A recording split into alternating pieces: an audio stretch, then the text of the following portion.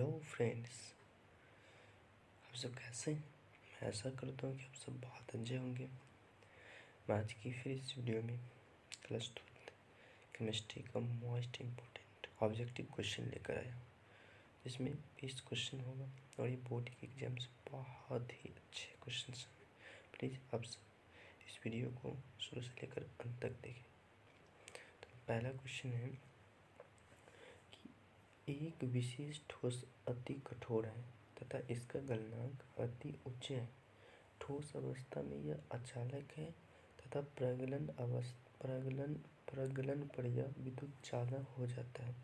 ठोस है नंबर 1, धात्विक 2, आणविक नंबर 3, नेटवर्क नंबर 4, आयनिक। तो इसका जो सही आंसर हो जाएगा फ्रेंड्स वो हो जाएगा आपको हो जाएगा कौन सा? तो इसका जो सही आंसर वो हो जाएगा आपको आणविक। कौन सा? आणविक। आणविक जो है वह क्या होते हैं कि ठोस अधिक कठोर भी होते हैं, लेकिन प्रगलन अवस्था में ये गलनांक उच्च हो जाते हैं। इसका दूसरा क्वेश्चन है, किस प्रकार के ठोस विद्युत चालक आघातवर्धनीय और तन्य होते हैं? कह रहा है किस प्रकार के ठोस विद्युत चालक आघातवर्धनीय और तन्य होते हैं। नंबर 1 आणविक, नंबर 2 आयनिक, नंबर 3 धात्विक, 4 सहसंयोजक। तो ये जो ठोस होते हैं ये आपको होते हैं धात्विक ठोस। कौन से ठोस? धात्विक ठोस। ये क्वेश्चन में चलते हैं। नंबर तीसरी क्वेश्चन कर रहा है कि ठोस ए एक अति कठोर ठोस तथा गलित अवस्था में विद्युत रोधी है और बहुत उच्च ताप पिघलता है। ये किस प्रकार का ठोस है? तो ऑप्शन ए आणविक, ऑप्शन 2 आयनिक और ऑप्शन 3 धात्विक और ऑप्शन 4 सहसंयोजक। तो ये जो ठोस है ये आपको किस प्रकार की ठोस है? तो ये आपका जो है वो सहसंयोजक ठोस है। कौन सी ठोस है? सहसंयोजक ठोस है। अगली क्वेश्चन की ओर जाते हैं। अगली क्वेश्चन कर रहा है कि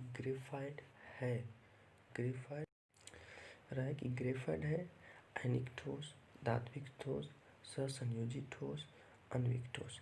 तो ग्रेफाइट जो है वो क्या है? सहसंयोजी ठोस है। क्या है? सहसंयोजी ठोस है। अगले क्वेश्चन की ओर जाते हैं। पांचवा क्वेश्चन कि निम्न में से कौन सा सहसंयोजक क्रिस्टल है? नंबर 1 रॉक साल्ट, नंबर 2 बर्फ, नंबर 3 क्वार्ट्ज, नंबर 4 शुष्क बर्फ। इसका जो सही आंसर हो जाएगा वो हो जाएगा फ्रेंड्स आपको क्वार्ट्ज। कौन सी हो जाएगा? क्वार्ट्ज। इसका सही आंसर क्या हो जाएगा? क्वार्ट्ज। चलते हैं अगले क्वेश्चन की ओर। अगर प्लास्टिक है छठा क्वेश्चन कर रहा है प्लास्टिक है आयनिक ठोस, धात्विक ठोस, सहसंयोजी ठोस, इनमें से कोई नहीं। तो आपको जो प्लास्टिक है वो आपका क्या है? इनमें से कोई नहीं। क्या है आपको? सॉरी, सातवां क्वेश्चन की बात कर रहे हैं तो इनमें से कोई नहीं। चलते हैं फ्रेंड्स आठवें क्वेश्चन की ओर। और सातवां क्वेश्चन की ओर क्या कह रहा है कि सोडियम क्लोराइड क्रिस्टल की संरचना होती है। तो ऑप्शन नंबर 1 है फलक केंद्रीय घनीय और मोनोक्लिनिक ऑर्थोरोम्बिक चतुष्कोणीय। तो सोडियम क्लोराइड क्रिस्टल की संरचना होती है, कैसी होती है फ्रेंड? तो इसकी होती है फलक केंद्रीय घनीय। होती है फलक केंद्रीय घनीय। तो हम अगले क्वेश्चन 8वें क्वेश्चन पर जाते हैं। कहते हैं फलक केंद्रीय घनीय जालक में एक एकक कोष्ठिका में परमाणुओं की संख्या होती है 2, 3, 4 या 5। तो इसका जो सही आंसर हो जाएगा वो हो जाएगा ऑप्शन नंबर 3 यानी 4। फिर मैं अगले क्वेश्चन की बढ़ता हूँ। कह रहा है 9 नंबर क्वेश्चन कि 58.5 ग्राम NaCl में एकक कोशिकाओं की लगभग संख्या होगी। क्वेश्चन न्यूमेरिकल टाइप से है कि 58.5 ग्राम NaCl में एकक कोशिकाओं की लगभग संख्या होगी। तो इसकी जो संख्या होगी वो ऑप्शन दिए हुए हैं सॉरी यार, क्वेश्चन मिस हो गया कैसे। तो इसका जो आंसर हो जाएंगे वो आपको ऑप्शन में दिया 1.5 गुना 10 पावर 23, 6 गुना 10 पावर 23, 3 गुना 10 पावर 23 और 0.5 गुना 10 पावर 24। तो 9 का जो सही आंसर हो जाएगा वो आपको हो जाएगा 1.5 गुना 10⁻23। आज की 10वीं क्वेश्चन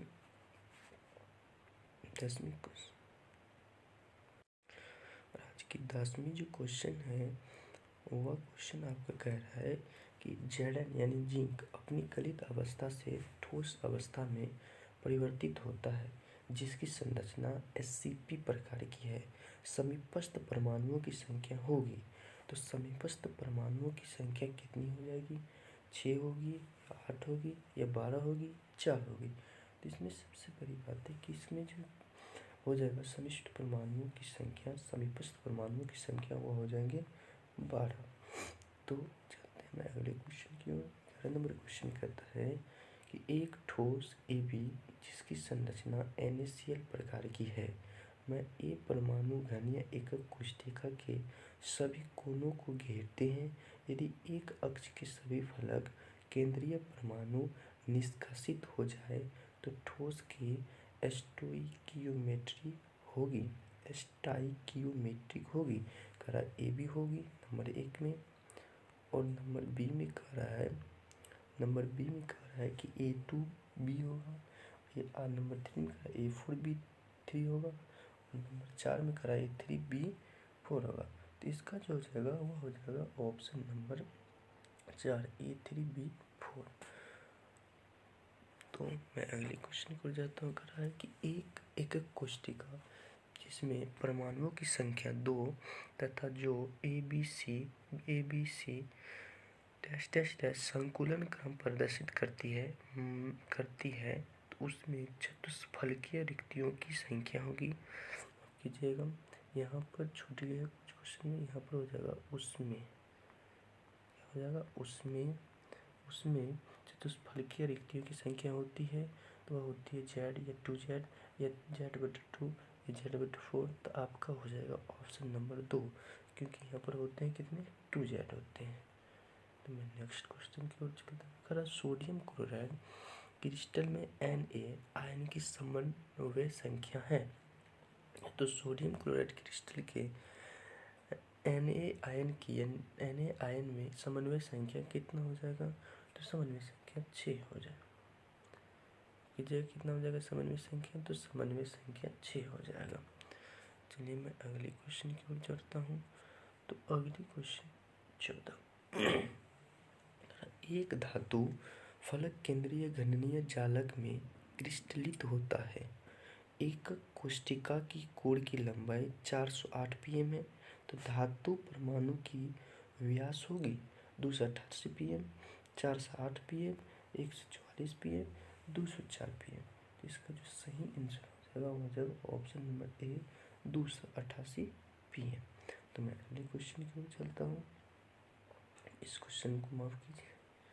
कह रहा है कि एक ठोस यौगिक XY NaCl संरचना है। यदि धनायन की त्रिज्या 100 pm है तो ऋणायन यानी माइनस की त्रिज्या होगी। तो इसकी हो जाएगी कितनी हो जाएगी फ्रेंड्स, आप बताइए। इसकी जो त्रिज्या हो जाएगी वो हो जाएगी आपको 241.5 pm। 17 number question. फ्रैंकल दोष के कारण आयनिक क्रिस्टल का घनत्व नंबर 1 घटता है या बढ़ता है या परिवर्तित होता है या अपरिवर्तित रहता है।